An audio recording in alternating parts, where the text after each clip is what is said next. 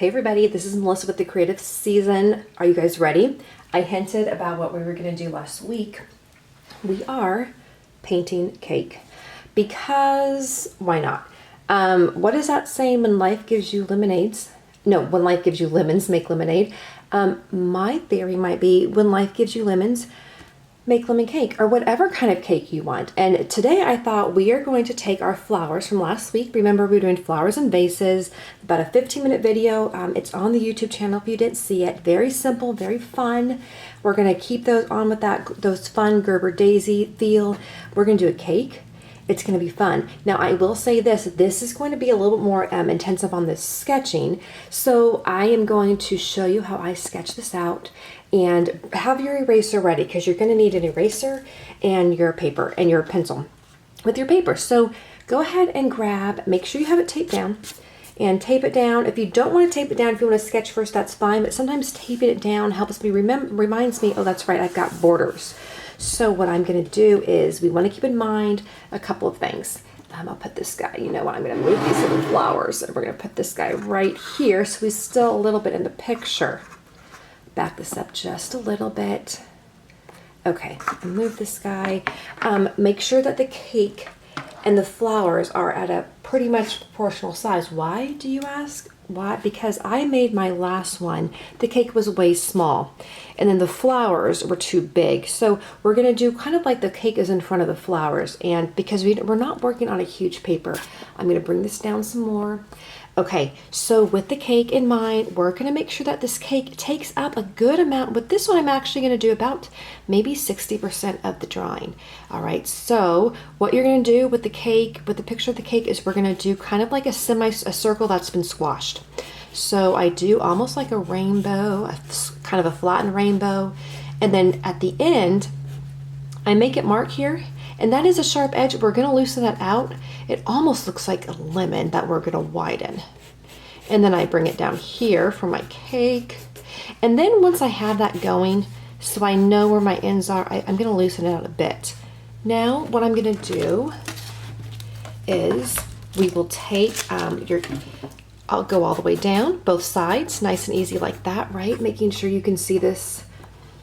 My sister's good at reminding me that my pencil sketches are a little bit light. Okay, now with this, with the way we curved the top of the cake, that outer edge, we're gonna come down and do that exact curve. Almost if you go like this and then come out and do the same down here, like that. And honestly, I will say a lot of times my cakes, I kind of ran out those edges here. It's really hard to do circles evenly when they're not just a flat circle looking at you. So if then I will often decide, you know what, I'm gonna just make some adjustments. I pulled that down a little bit too much on the top. Circle that out. Don't start erasing yet because we have one more thing to do. So you notice here, we're doing our cake, we've got that cut right in there. And that is really a fun way of showing that, wow, look at that delicious cake. It just makes it, I feel like it gives you dimension so that it's easier to create the sense of a cake versus maybe a hat box. You know how it goes sometimes, especially with watercolor. We want it to look like what we want it to look like without being realistic. So how are we going to create that cake? It's not as hard as you might think, that cut. If you have a ruler or any sort of straight edge, grab it. If not, push pause, go get a ruler, or get anything with a straight edge and come back. So what I'm going to do is I'm going to figure out if you want to kind of find the center of your cake and put a dot right there. And then what we're going to do is I'm going to take that center and I'm going to basically create a triangle. Now if you want to do it more on the side, maybe you want it to come over here and pretend the cake was cut this way, you absolutely could. I'm just, for the sake of ease, want to put my cut right here. Now what I'm going to do is I am going to do a nice line, and this is if you want to grab the ruler and to do kind of a straight line. I will be honest, when I cut cake, I'm a little bit messy. Kind of a straight line there. Now, this is actually where I want you to have your ruler. This is the most important part. Take your ruler. I'm going to come in a little bit closer here. So you have a dot here. Now I want you to put a dot in the middle, and then a dot at the bottom, and then just move that ruler away. And we want them all lined up. If you feel like, gosh, I'm actually a little bit, see how mine are a little bit over to the side? Well, then I'm just gonna readjust. I'm gonna move this, center this over a little bit, center this over, and center this over. I'm not gonna be too super concerned, but I just want them mostly in the center. Okay, now what we're gonna do is we're gonna start erasing. Wait, hold on, I'm sorry. Frosting. Put that little red layer of frosting right in there. That's gonna be one of our landmarks. And then this, you know what, this dot right here, forgive me. He was not supposed to go so low. Put him up about, move him up about 1/2 inch. There we go. And now draw another line here. This is our frosting. You can make it thick. We want a nice, this is actually gonna turn into a chocolate cake for this one since I did a lemon cake with the last one. Okay, we've got our frosting. This shows the sign of the cut cake, right? Now we're gonna erase because that's just going to make everything better. Okay, so I'm gonna go ahead and erase everything here. And I'm sorry, my that makes the camera shake a bit. And I'm gonna kind of erase that dot. I don't need him anymore. And I'm gonna erase down here where the cake has been cut out because that part has been moved away. Okay, fantastic. So then if you wanna just draw a nice little plate around your cake, we're not gonna run out of room. That's okay, that's kind of the fun of this painting. And just do another little line because there's always that indentation around the cake. If you wanted to do square, you certainly could. I'm gonna go ahead and I'm gonna put my vase back here. Just like this. It's kind of hidden a little bit by the cake, which is creating a little bit more of an interesting effect, isn't it? And this one, I'm gonna go ahead and use Gerber daisies again, or the style of Gerber daisies. Really, I've got my thick stalks there. There's gonna be 2 or 3 of them, and maybe we'll do 3. Well, you know what? I'm just gonna stick for 2 right now because it's not that big of a painting and I do want the focus to be mostly on my cake. All right, so I'm gonna go ahead. Now in this painting, you can see there was a lot of colors, but I really was focusing on pink, yellow, and green. And then I used some shadowing, but those are the 3 main colors I used. So for this one, I am going to, my background, I think it's gonna be a nice happy yellow.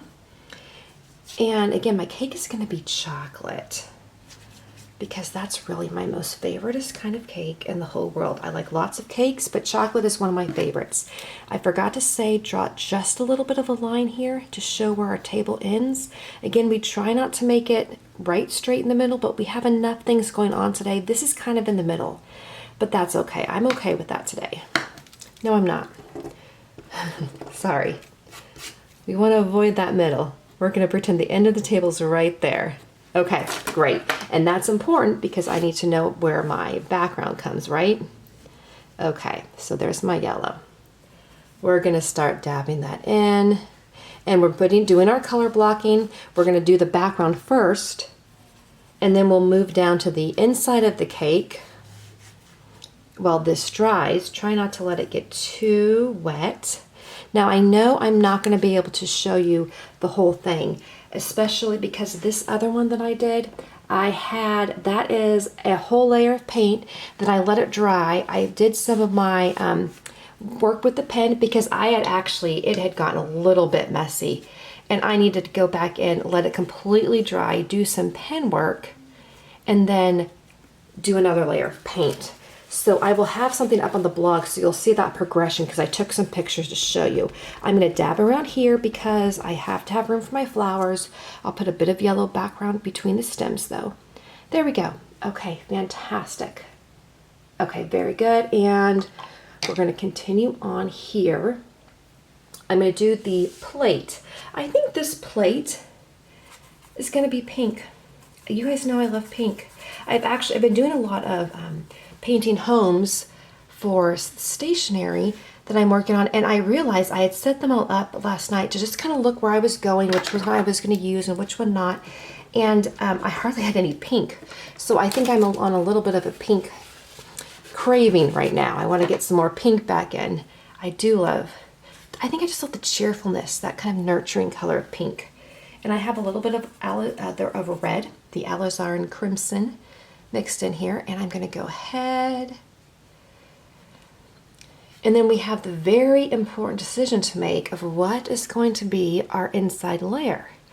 Do we have a chocolate cake, so chocolate everything, or do maybe we put like a layer of raspberry in the middle of this chocolate cake, which I think might be delicious. That's a very good thought to think about, isn't it? Okay. I'm not quite sure if I know. I'm going to go ahead and get my brown nice and wet here. And with the brown, I'm not going to go too far to the edges. I'm actually going to leave some white. And we're not going to do this today, but if you ever have put like flowers on cakes, with cake tops, it's really fun to paint flowers on top of them too. We might have to do that one of these days.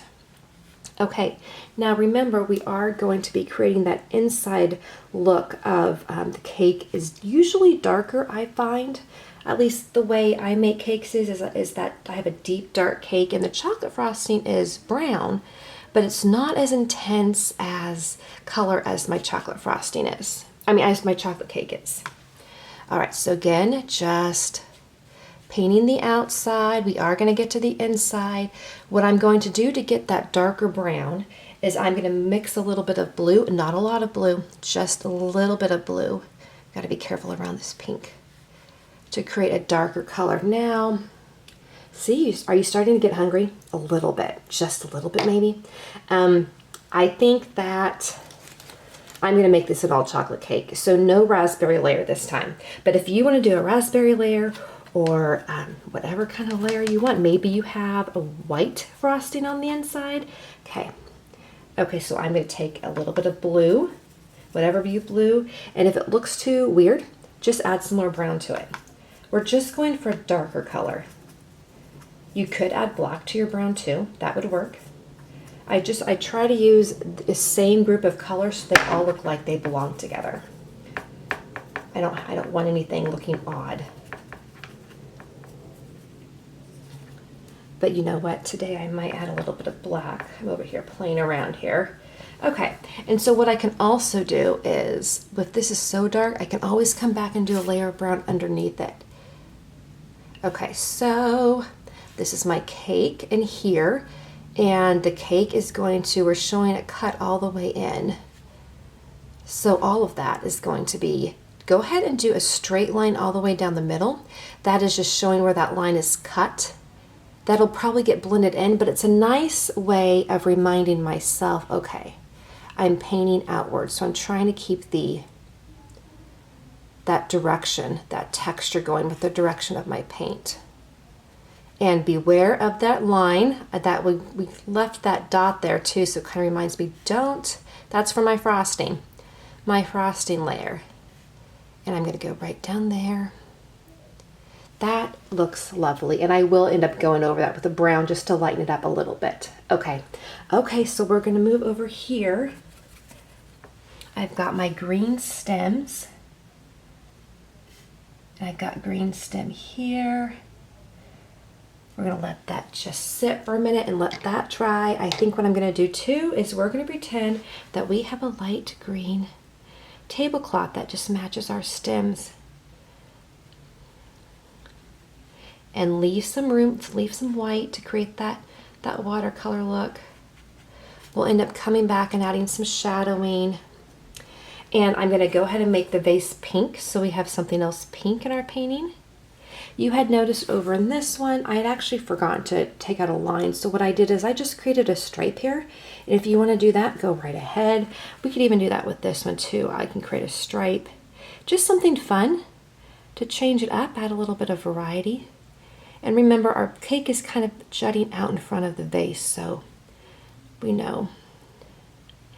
And that's gonna have to be a thin line, isn't it? Because I kind of just took that over, but that's okay. We will make it the color of my cake. And we're just gonna do a thin line. And it went about in, that's okay, not a big deal. We'll end up going back over it with a little bit more pink. So I'm going to let that dry there. Fantastic. I want to add in my flowers and the rest of the frosting, but I also want to be really cognizant that everything is pretty much dry.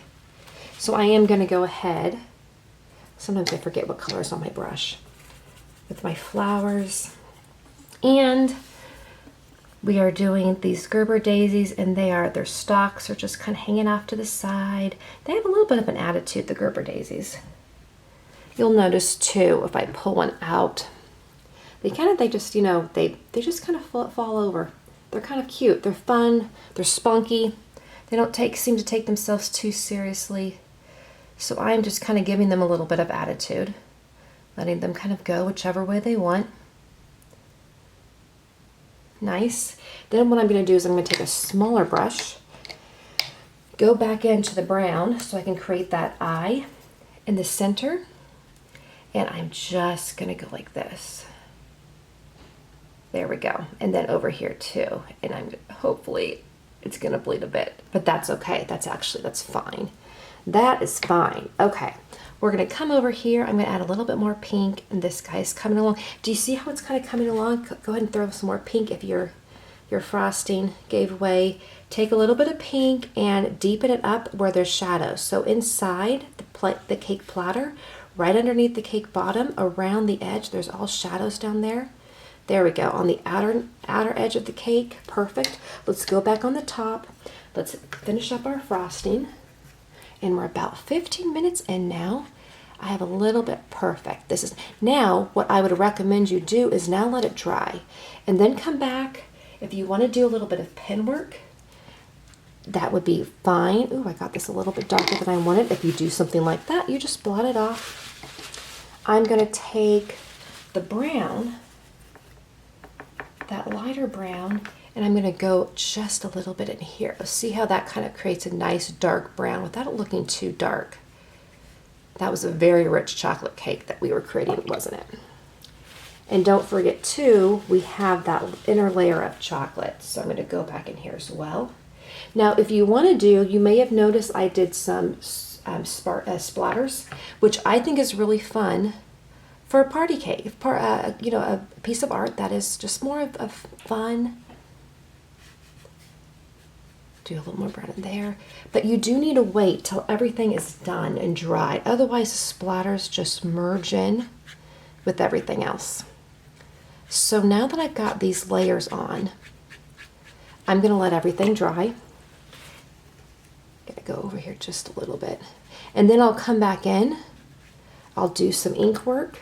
All of this is going to be on the blog as well, so you'll see the different colors and layers. Put some green over here. Create that shadow around the vase. Don't forget to maybe a little bit on this corner and right over here. Just a little bit that way it shows. Okay, fun. And then again, what I'll end up coming back and doing some ink work, putting in some splatters, a little bit of ink around the flowers, and then dabbing in some more paint. This is going to be so, so cute. And these are such fun to then create into cards and send to people on their birthdays or other celebrations. So I hope you had fun, and we're going to be back again with some more fun painting projects. Okay, you guys, I'll talk to you soon. Bye.